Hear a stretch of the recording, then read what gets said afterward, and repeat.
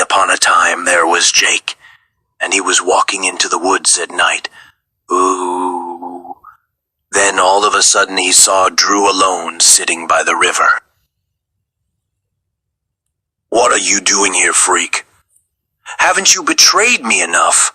asked Drew, knowing that Jake is there without looking at him.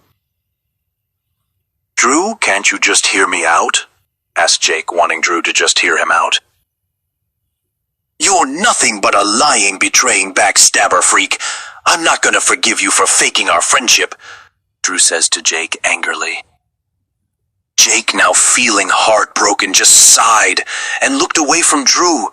He felt so hopeless. Jake tried to speak, but felt silenced by Drew. Jake felt bad for not just telling Drew the truth from the beginning instead of faking the whole time. Drew looked at the water of the river reflecting on his life.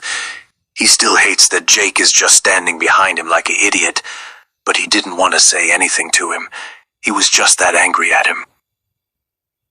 "I know there was no excuse for what I did or said. I'm sorry. This is what I was afraid of," Jake said to Drew, now holding back tears. Drew looked at Jake kind of surprised, but still felt his hatred towards him. "Drew, why Jake?" "I didn't want you to hate me. You have all the right to hate me.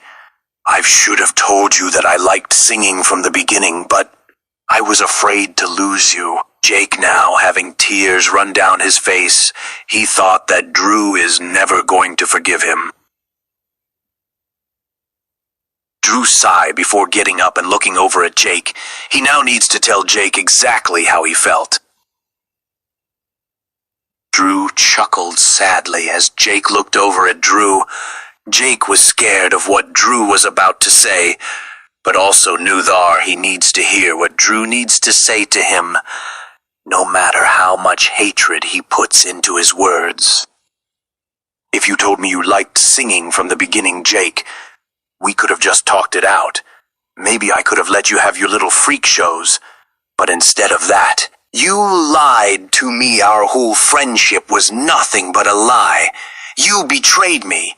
I really thought that the Music Freak Club was just using you. Turns out my best friend was just manipulating this whole time. Were we ever really friends, Jake?" Drew ran angrily to Jake to heart. "I guess not," Jake said, heartbroken. "Please leave my sight then. You're not welcome here, and you never will be again.